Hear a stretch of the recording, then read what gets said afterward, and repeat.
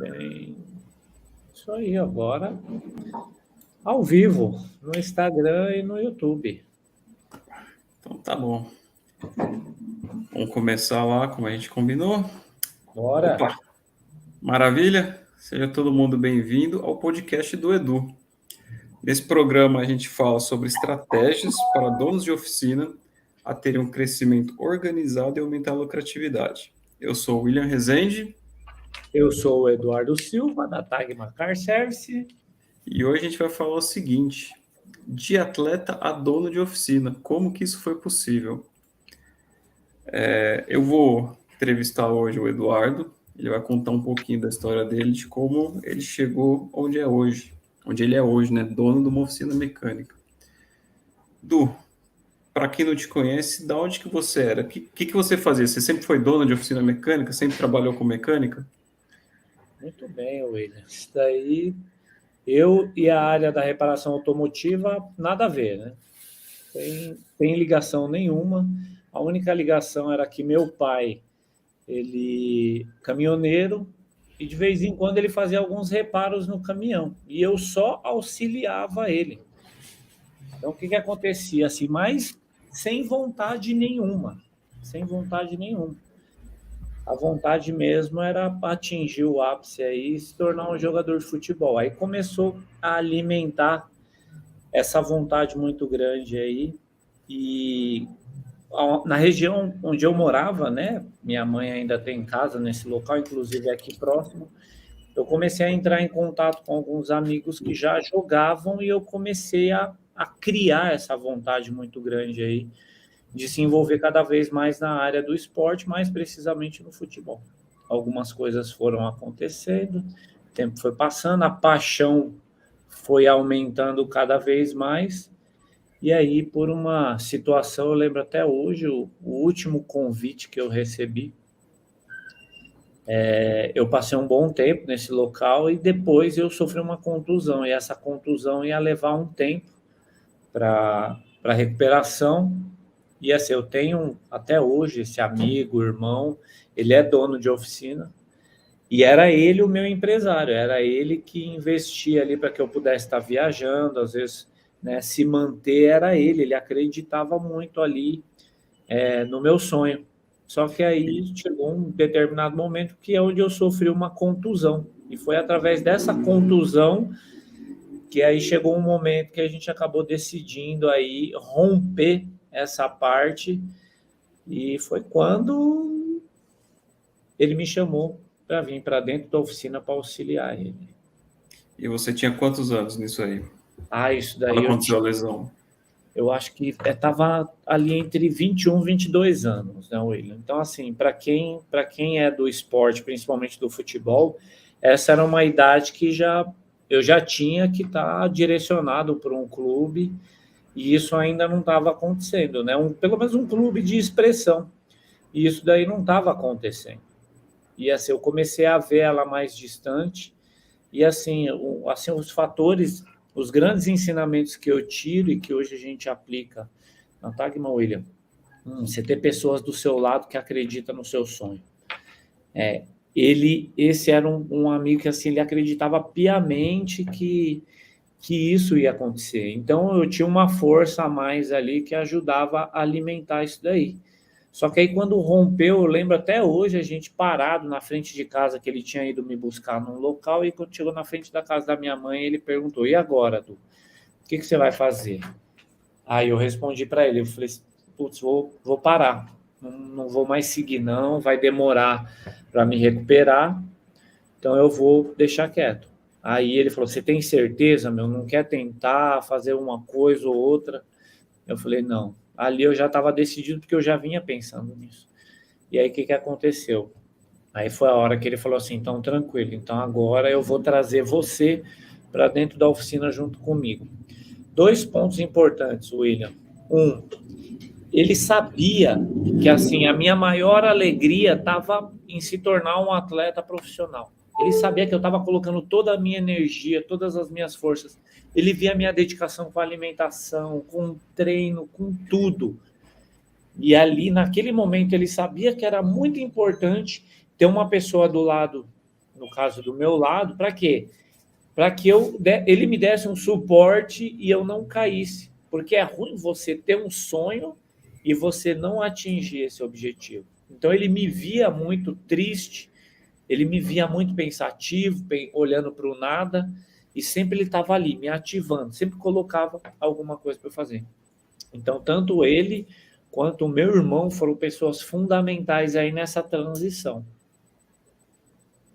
E o que você começou quando você começou com ele, que ele te deu esse apoio? Eu sei que, né, para muita gente desistir de um sonho é o fundo do poço, praticamente, indiferente de ser no esporte ou num negócio, quando você dedica seu tempo, né, suas esperanças ali para fazer aquele sonho que você tem, diferente do que seja, quando você toma esse baque, quando você cai, você vai lá para baixo. E como que ele te deu essa solução? O que foi? Você começou na oficina com ele? O que você fazia dentro da oficina? Como que você começou isso? Ele falou assim, vem cá, vamos correr junto. E ali ele começou a me dar algumas funções dentro da oficina, lavar peça, levar cliente, né, ajudar na parte da organização da oficina. Ele sempre foi um cara assim, ele até hoje é uma pessoa muito visionária, ele sempre olhou para frente. Então essa parte de oficina organizada, tudo limpa, certinho, ele já tinha isso lá atrás. E aí o que aconteceu? Ele começou a me utilizar nessas funções. E ali eu, né, aceitando a ideia dele, começava, lavava peça, levava cliente, e ali a gente começou a dar um start. E aí chegou um determinado período que ele perguntou para mim, ele falou, você tem um interesse em mexer nos carros? Aí eu falei assim, tenho. Sabe? Começou a surgir, porque você começa a conviver com esse ambiente da reparação, você começa a se interessar. E foi justamente o que aconteceu. Aí ele falou assim, ó, só que eu vou iniciar você com alguns reparos pequenos, troca de óleo, pastilha, mas começa a estudar e se interessar na parte da injeção eletrônica. Isso daí era ali por volta ali 2000, 99, 2000, já estava começando a fortalecer a injeção eletrônica. Ele não me ensinou carburação e já me projetou para o futuro aí, que era a injeção eletrônica com a quantidade maior. Isso daí foi uma sacada muito louca da parte dele que me ajudou muito. Ou seja, desde o começo, quando você começou, já tinha uma pessoa que, na verdade, estava te mostrando um caminho que era assim, ó, cara, eu não vou nem te ensinar um negócio que é passado, porque isso aqui você vai usar pouquíssimo. Então, vamos focar no que realmente é importante, que é o futuro. É isso? Isso é verdade? Exatamente, né? Ele sempre falava muito para mim, assim, a questão da oportunidade. Ele sempre frisou bem claro, Du, a gente não pode perder as oportunidades. Você lutou, você correu, não deu certo, mas está aparecendo uma outra oportunidade na sua frente. Né? E aí eu falava para ele, mas eu nunca mexi com isso, eu nunca fui dessa área. Ele falou, mas é ensinável. Não se preocupa, com a mesma dedicação que você tinha no esporte, de treino, alimentação, isso daqui é treino também, é dedicação, é empenho, é comprometimento. E ali eu comecei a trilhar esse caminho. Uma coisa interessante, William, ele me dava alguns manuais para eu estudar. Confesso que no Manual início, técnico. manual técnico, eu confesso que assim, eu não tinha muita vontade, assim, não. Eu começava a olhar, porque lá no fundo eu ainda tinha aquela esperança do esporte. E só que aí começou até um belo dia que Deus usou uma pessoa e fechou essa porta e mostrou que realmente era esse caminho aí. Foi justamente nesse meio tempo aí que eu conheci a Roberta, a gente começou a namorar, e aí a gente já começou a trabalhar um projeto futuro já. Né? Logo que a gente começou a namorar, já tinha um projeto futuro. E esse projeto futuro, de uma certa forma, foi um ponto fundamental para que eu... Opa, peraí, deixa eu entrar nessa profissão que ela está mais certa do que eu tentar alguma coisa de volta no esporte e não dar certo. Então, o fato, assim, eu precisava daquilo. Aí foi aonde eu comecei a ter mais empenho, comecei a ter mais dedicação, comecei a olhar a oficina com um olhar diferente. Então, essa importância aí desse direcionamento. Então, hoje, olha só, William, para você ser um profissional da área da reparação automotiva, no mercado que a gente vive hoje, o pessoal acha que assim, o cara tem que ter o dom, ele já tem que estar desde cedo na oficina, ele tem que ser, ele tem que gostar muito de carro, e não, isso é treinável. Da mesma forma Isso que que... você está falando para quem é dono de oficina, certo? Exato. Não o reparador, o mecânico que está ali pondo a mão na massa, Sim. o cara que quer cuidar do negócio. O dono da oficina, porque da mesma forma que, no caso, o Sandro, ele investiu em mim, ali, eu jogava bola, não tinha nada a ver com reparação automotiva. O que ele fez? Ele falou, eu vou te ensinar. E ali ele ensinava da parte simples, que era desde a postura para pegar a ferramenta, e eu achava interessante que lá, desde aquela época, William, ele falava, mecânica não é força, é mente. Aí eu falava assim, mas por quê? E ele falava assim, você vai desmontar um carro, um determinado ponto, deixa os parafusos tudo separado na peça, vai tirar um coxim, deixa os parafusos do coxim junto no coxim, tira os parafusos, a tampa de válvula, deixa junto da tampa de válvula. E até ele falava assim, pega saquinho, tem um monte de saquinho ali, põe num saquinho, põe uma fita crepe, põe o nome da onde é aquela localização e depois na hora de montar você vai fazendo isso. Então ele estava me ensinando processos. Por isso que eu estou falando, o dono de oficina hoje, ele quer todo mundo pronto para trabalhar na oficina dele. Só que às vezes a gente não consegue esse profissional no mercado. Então ele vai ter que ter na oficina dele processos, ele vai ter que ter na oficina dele uma liderança forte, e seja ele ou seja alguém instruir para treinar. Dá para treinar e você ter um profissional capacitado. Eduardo, eu não tenho tempo. Então, fechou. Ele também não tinha tempo na época. Ele era muito ativo, então o que ele fazia? Ele passava um cronograma para mim no período da manhã e eu cumpria com aquele cronograma. E aí sim foi desenvolvendo. A gente não tinha celular naquela época, o máximo que tinha era pager, quem tinha celular era muito rico, né? Então, assim, não dava para fazer, não é a informação que a gente tem hoje, internet e tudo mais. Então, esse conceito, William, para o dono de oficina, ele melhorar o desempenho dele dentro da oficina, ele vai procurar profissionais capacitados, sim, mas é melhor ele começar a mudar a mentalidade, ter processo dentro da oficina, porque o técnico na área da reparação automotiva é uma profissão treinável. Boa. Agora deixa eu te perguntar, você aprendeu tanto aí com esse seu amigo, Sandro, trabalhando com ele. Então, na hora que você abriu sua oficina, foi as mil maravilhas, certo? Mas lógico Já que sabia não. tudo que tinha que fazer? Lógico que não. Aí tinha uma parte que ele não me ensinou. Tinha uma parte que ele não me ensinou, que era justamente a gestão da oficina, né? Inclusive, eu fui gerenciar uma oficina para ele que ele abriu junto com o primo dele. E olha só, eu encarei esse desafio. Aí eu saí ali, eu comecei a trabalhar.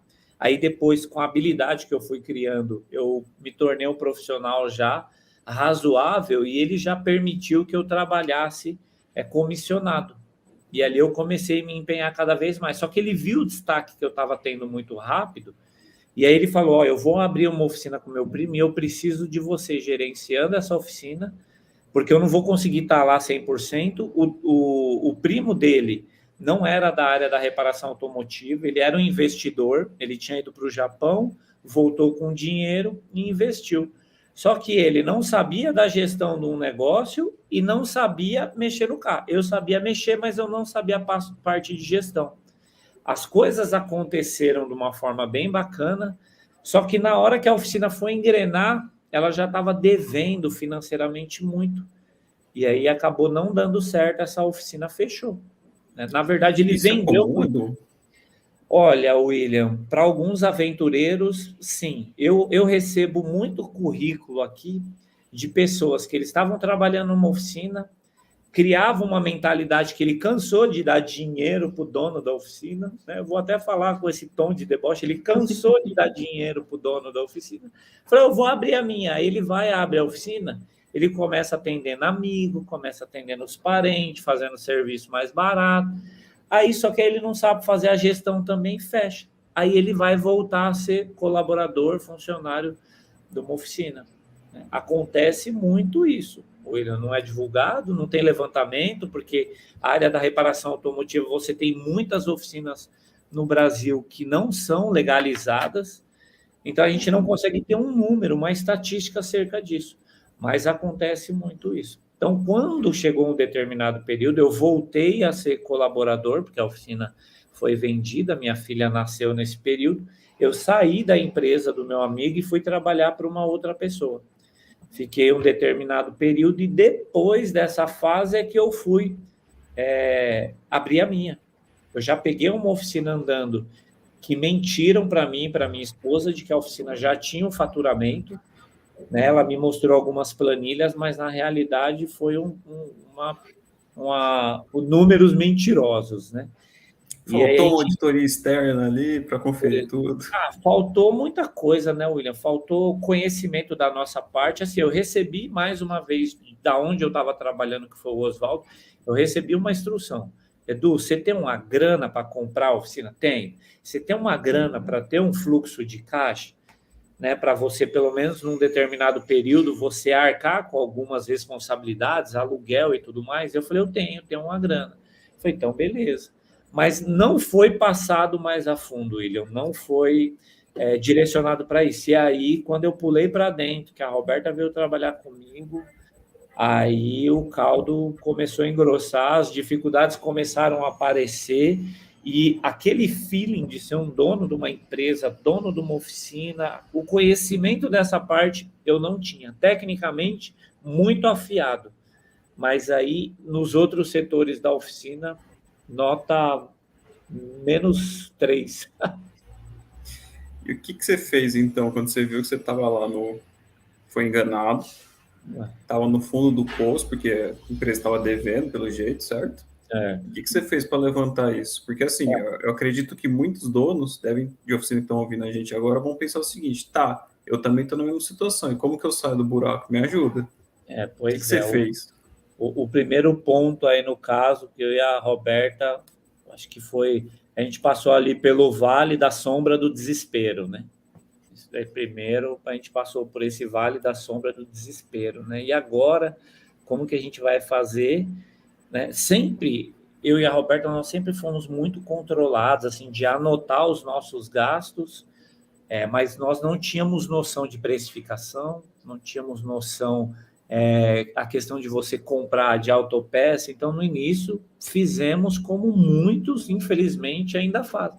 O valor que comprava da autopeça, a gente repassava para o cliente, cobrava um valor de mão de obra baixo, e foi justamente o que aconteceu. Não fechava as contas no final do mês, porque a gente não tinha lucro nas peças, a mão de obra baixa, e aí não era o suficiente para arcar com todos os compromissos ali, né? A gente não tinha esse conhecimento.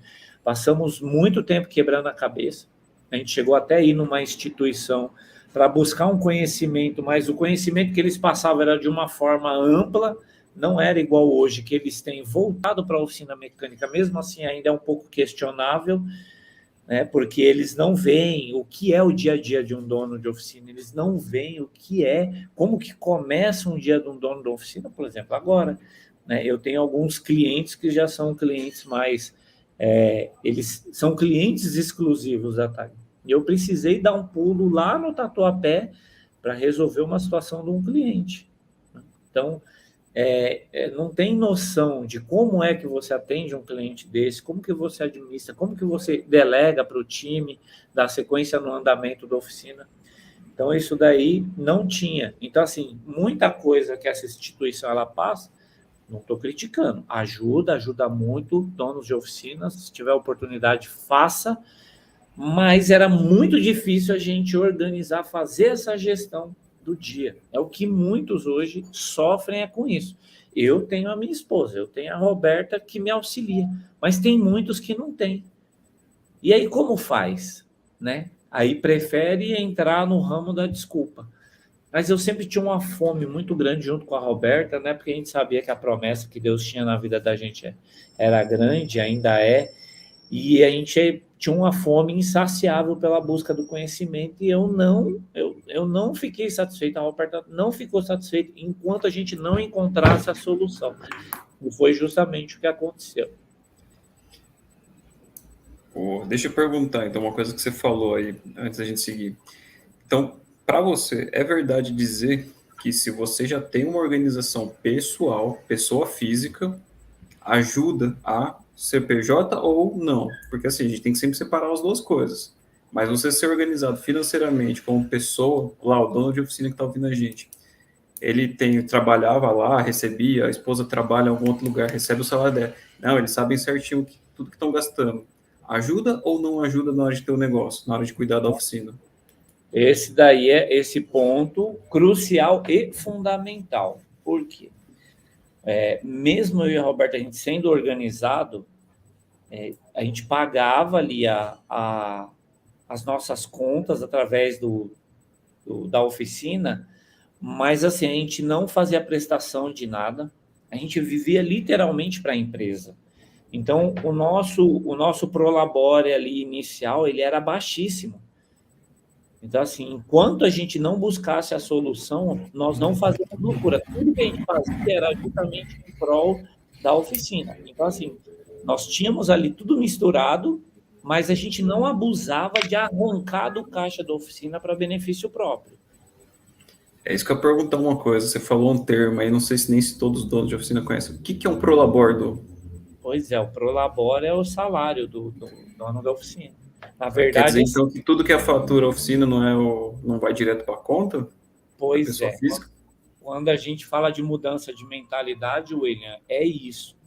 O dono de oficina tem que entender que assim, toda empresa ela abre com um propósito, por um motivo, que é sanar a necessidade de um determinado segmento ou de um determinado público, né? Agora, assim, o que acontece? Muitos donos de oficina que eles eram colaboradores e resolveram abrir, é que nem eu falei aquela frase que é uma crença que se criou.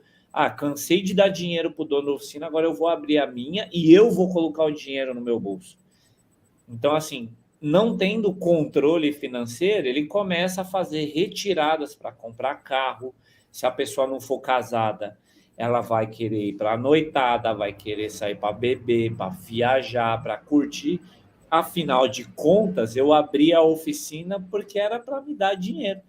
E é onde eles caem numa realidade que é totalmente mentirosa. Olha só, William, eu escutei um dono de uma autopeça que abriu próximo aqui na região onde eu estou, que eu estou na região de Osasco, ele falou um absurdo, assim, de uma certa forma teve um desentendimento com a nossa secretária, com a Luana, e ele falou um absurdo, ele mandou um áudio para ela falando assim, porque ele chegou lá na autopeça, 8h30 da manhã, ela falou, nossa, precisava da peça e tal, e ele não gostou o fato dela, né, falar que estava precisando da peça e que já era 8h30 da manhã. Aí ele mandou um áudio falando assim: você está pensando que eu abri a oficina para ficar servindo os outros? Você está enganado. Eu abri a oficina para fazer do meu jeito, quando eu quiser. Se eu quiser abrir meio-dia, eu abro.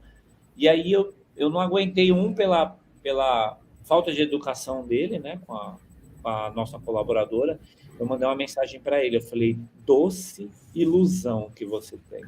Se você acha que você abriu para ninguém mandar em você, você recebe ordens todos os dias, do momento que você abre até a hora que você fecha, dos outros. Porque é dono de oficina, são pessoas pedindo para ele fazer as coisas. Ele compra as peças, então assim, ele está numa ilusão. Aí eu falei para ele no áudio também, eu falei, faz o seguinte, já que você abriu, fica um mês fechado, fecha aí um mês. Fecha hoje, abre só daqui a um mês, beleza? Aí mês que vem a gente conversa com você para ver se você não vai tá com a sua empresa pronta para ir para o buraco, não. Então você vê que não é só dono de autopeça que abre agora, que tem mentalidade ridícula, não, William. É dono de oficina que tem mentalidade mediana, né? Que pensa da maneira errada. Nós abrimos uma empresa para atender uma necessidade de um segmento. Nós somos prestadores de serviços. Então, assim, nós somos os gestores. O gestor não significa que todo o dinheiro tem que colocar no bolso, não. Você tem que ter um valor de um prolabore. Quando a oficina está iniciando, quase você não vai ter. Essa é a realidade. Por quê? Porque você precisa honrar com os compromissos da empresa que você abriu. A gente sabe, né? A gente tem uma parceria de um negócio online. No começo, Exato. todo qualquer negócio, a pessoa pode pensar, não, mas eu já tenho dinheiro guardado aqui, eu vou começar meu negócio. Exatamente, se o seu negócio já começa devendo para você mesmo. É uma coisa que muitas pessoas às vezes não pensam, né? Não confunde, tipo, pessoa física com pessoa jurídica, e fica naquela bola de neve ali, às vezes não sabe nem de onde está tirando o dinheiro. Exatamente. A maioria E dos donos de oficina, William, que me procuram, tanto pela parte da organização quanto da parte da gestão, é justamente isso, né? Eles falam, eu falo assim, nossa, mas você tem o controle financeiro da sua oficina? Não, não tem. Aí eu, como que você paga as coisas? Aí ele fala assim, vai entrando o dinheiro, aí vai chegando as contas, eu vou pagando. Eu falei, então você não sabe? Eu falei, quanto você tira para você? Ele falou, não sei também. Então E ele tem não. uma forma fácil de, pelo menos, começar a ver isso? Qual que é a forma mais fácil que você acha, para pelo menos começar a ter a visão? A primeira coisa é mudar a mentalidade, William. É entender que ele não é mais funcionário, porque a maioria dos donos de oficina ainda tem mentalidade de funcionário. O outro ponto é ele tirar a mentalidade de que ele é o melhor funcionário da própria oficina e sair do pátio e entrar para a parte administrativa e começar a criar uma planilha para que você possa fazer todas as anotações. Não é fácil, porque assim, as desculpas sempre são as mesmas, né? Que nem eu estava falando ali, as desculpas são: a minha oficina, eu tenho serviço, mas eu não tenho dinheiro, eu não vejo a cor do dinheiro. Aí por quê? Ele não tem o controle. Às vezes, metade do faturamento da empresa ele está colocando no bolso dele, a outra metade para pagar as contas. A metade desse faturamento que ele tira, ele não consegue pagar as contas que tem. E é o dinheiro que ele botou no bolso dele, ele já torrou. E o que vai acontecer? Automaticamente você vai entrar no negativo. Então, o primeiro passo é entender como é o funcionamento de uma empresa, buscar ajuda e iniciar com uma planilha. Esse daí é o start. Pô, deixa eu aproveitar e perguntar o seguinte: você falou que muitos têm esse problema. De todos que estão hoje lá na mentoria mecânica da mente, quantos falaram que começaram com esse problema? De eu Nossa, não consegui enxergar meus números, não tenho nenhuma planilha. 90%, William. 90%. E assim, dos 90%, ainda 5% tinha o controle bem ajustado, e os outros 5% tinham o controle, mas não consegue enxergar a questão do se está cobrando certo ou não, enxergar ali os números e entender os números do negócio para poder sim tomar as ações necessárias. E os outros 90% não tem nenhum tipo de controle. Nada, nada, nada. Mas dá uma dor no coração que assim, hoje também, eu e a Roberta sempre teve um controle. Eu queria entender como que a pessoa consegue, e assim, tem muitas oficinas que cresceram sem ter nenhum tipo de controle, mas que pelo atual momento, a mudança que a gente vive no mercado, é onde está sofrendo. Por quê? Porque não consegue organizar a oficina. Então, acho que o ponto crucial é mude a mentalidade e organize não só o pátio, mas os números da oficina. E para a gente finalizar aqui, finalizando hoje, eu perguntar o seguinte: qual foi o seu maior aprendizado durante esse tempo? De novo, você saiu de uma área que não tem nada a ver com reparação automotiva e tem hoje uma oficina estruturada, organizada, lucrativa e ajuda outros donos de oficina a conquistarem isso. Muitos já vêm dessa área, que herdaram dos pais, de tio, alguma coisa, já eram da área, só que estão sentindo ali que não conseguem desenrolar. Qual que é o seu maior aprendizado da outra área, da área esportiva, que você trouxe para cá hoje, que você pode ensinar para eles a ter esse O, sonho de ter uma oficina organizada e lucrativa? isso daí, eu acho que o primeiro ponto é o seguinte. Eu vou só citar alguns pontos iniciais. Primeiro ponto, consciência, tanto no esporte quanto com oficina. Não pense que de qualquer jeito você vai se tornar um atleta ou você vai se tornar um dono de oficina. De qualquer jeito não vai. Disciplina, tanto na parte do esporte quanto na parte da gestão da oficina. Disciplina. Outro ponto, William. Busque ajuda, peça ajuda. Porque no esporte, eu sempre precisava. No time, tinha lá o nutricionista, tinha o preparador físico, tinha o técnico. Pedi ajuda. Falei, eu preciso melhorar o meu desempenho. O que eu faço? Aí ele direcionava para a pessoa que a cuidava. Você precisa treinar mais a parte física. E ele já automaticamente mandava para um nutricionista. A sua alimentação vai ter que ser assim, assim, assim. Dono de oficina. Busque ajuda. O que eu preciso fazer? Ó, você tem o controle? Não. Precisa começar com o controle. Como eu faço? E receber um direcionamento, disciplina, aplicar. Não existe fórmula mágica para você. Ó, eu vou te entregar isso daqui, é só você abrir esse livro, é só você jogar o pozinho no meio da oficina, tudo vai acontecer, não. Vai ter que ter muita disciplina, vai ter que ter muita perseverança, persistência, não insistência, muita persistência. E aí, a partir do momento que você rompe a barreira da dificuldade, porque no início, é que nem no esporte, treinar não é gostoso. Não é gostoso. Você ficar ali fazendo movimentos repetitivos para você chutar no gol, sem chutes com a direita, sem chutes com a esquerda, sem cabeceios, né? Fundamento de toque, isso é muito desagradável. É chato. E fazer isso dentro da oficina não é legal também, não é gostoso.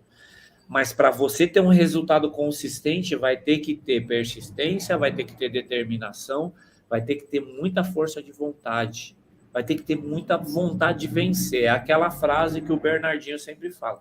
A sua vontade de se preparar tem que ser muito maior do que a vontade de vencer. Né? Então, acho que entra nesses pontos, William. Determinação, persistência, muita fome de vencer e saber que vai ter que ralar e ralar muito para buscar o aprendizado. Em nenhum momento vai ser fácil, mas os resultados vêm. Fazendo uma analogia simples aqui, o mundo futebolístico, sem entrar no mérito da pessoa, é só o que a gente vê da imagem, não seja um Romário, não queira não treinar, seja um Cristiano Ronaldo que treina, e tá aí tendo resultado até hoje, né? Tá na forma física aos 37 anos e parece que tá jogando como se tivesse com uns 20 ainda. Melhor que muitos ali no início da carreira, né? Isso daí, William, isso daí é o seguinte. Isso daí a gente analisa da seguinte maneira. Acho que o maior exemplo, assim, eu sou uma prova viva, né? Não tinha nada a ver com oficina mecânica. Me tornei um profissional, eu sou muito bom no que eu faço, na parte técnica, eu tenho muito conhecimento. Por quê? Porque eu estudei, me preparei, me capacitei, me disciplinei em relação a isso. Então, o resultado apareceu. Eu não entendia da parte de gestão, números, atendimento ao cliente, gestão de pessoas. Busquei, treinei. Tem pessoas que têm a habilidade para isso? Tem, mas é uma minoria.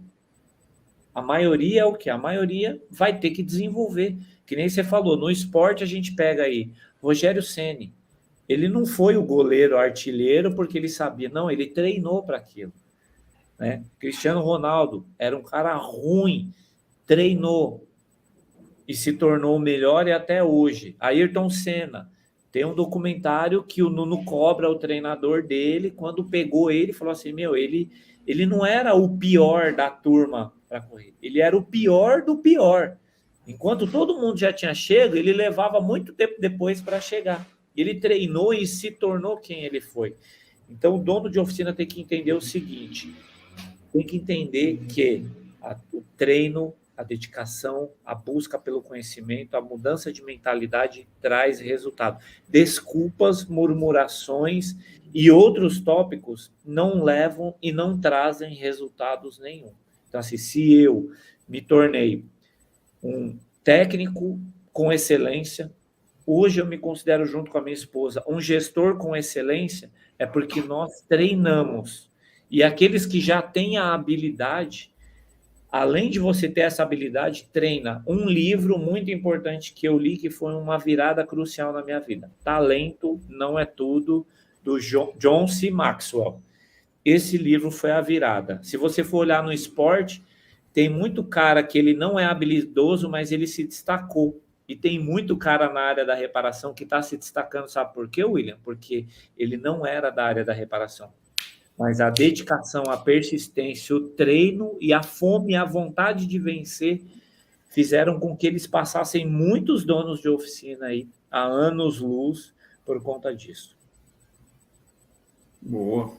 Então fica aí o recado para os donos de oficina, tanto quem está começando agora, como quem já está aí há 5, 10, 15, 20 anos. Dá tempo de corrigir se você está com algum problema. Você tem que corrigir se é isso que você realmente gosta. E quer manter o sonho vivo, né? Exatamente, se você quer manter esse sonho vivo, se é isso realmente que você gosta, é isso que você almeja, tem solução. Bom, a gente vai encerrando aqui hoje esse primeiro episódio do podcast do Edu.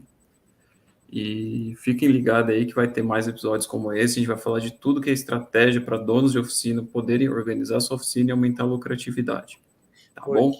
William, por que a gente resolveu fazer isso? Tá? Que você vê que foi um negócio meio que rápido, a gente acabou entendendo isso daí. Por quê? Porque tem muita gente, muito dono de oficina precisando de ajuda e às vezes ele não consegue nem pedir socorro. Então a gente já vai trazer alguns conteúdos para começar a mexer com a mente dele. A gente vai bombardear. É a mesma coisa, o que a gente falou hoje aqui é justamente isso. Se uma pessoa que não era do ramo da reparação, eu comecei a profissão com 22, 23 anos. Eu não comecei como menino, como muitos começam. Eu comecei com 22, 23 anos. Em curto espaço de tempo, eu me tornei um profissional com excelência, um técnico muito bom. E rapidamente também eu acabei me tornando um gestor com excelência. Por quê? Porque é treinável, precisa e vai acontecer. Então, a gente vai começar a trazer muita coisa para mexer com a mente desses donos de oficina mecânica que acha que não precisa de ajuda, mas ele sabe que precisa de ajuda, e aqueles que querem ajuda, a gente vai estar aqui para poder contribuir com eles, certo? Certíssimo. Então é isso aí. Então vamos nos despedindo aqui, não, William? Isso aí, a gente fica para o próximo episódio. Ainda, esse é o primeiro, a gente ainda vai combinar certinho o horário para todo mundo, então assim que estiver disponível, a gente vai postar lá no Instagram da Tecno Evolution, dia e hora certinho dos podcasts e dos outros conteúdos que o Eduardo traz aí para vocês toda semana. Beleza? Exato. Vamos encerrar, toda vez que a gente fizer o nosso bate-papo, vamos encerrar com uma frase, William? Eu acho que a frase de hoje é que realmente que a vontade de se preparar tem que ser muito maior do que a vontade de vencer. Né? O prêmio que o competidor recebe no pódio, aquilo ali só é um carimbo que ele está recebendo de tudo aquilo que foi traçado ao longo de uma jornada. Só para entender e finalizar de vez. Um atleta olímpico, ele se prepara 4 anos para um evento. E esse evento, ele não tem muita chance de errar. Se ele quiser atingir, de subir pelo menos no pódio, vai ser ali, assim, milissegundos, vai ser milésimos de segundos, vai ser uma preparação que vai levar ele para o pódio. Mas não é só aquele momento, é toda a preparação que ele teve. E o dono de oficina, ele tem que saber assim, que ele tem que criar uma fome para se preparar para lá na frente ele ser recompensado com a vitória. Com certeza, acredito nisso mesmo. O final é só materialização de todo o esforço, acho que eu diria. Exatamente. A recompensa, mas para nós, onde eu sinto uma recompensa contínua, porque a gente vive ciclos. Exato. Ok, valeu? Valeu, Edu. Muito obrigado. Então, aqueles que estiverem assistindo também, muito obrigado aí pela presença de vocês. Se tiver alguma dúvida, pode mandar um direct aí, que a gente vai estar tranquilamente respondendo vocês e continua consumindo, que vai ser um conteúdo totalmente disruptivo e diferente aí para dono de oficina mecânica, certo? Exatamente. Valeu, William. Valeu a todos. Obrigado. Um abraço. Tchau. Tchau.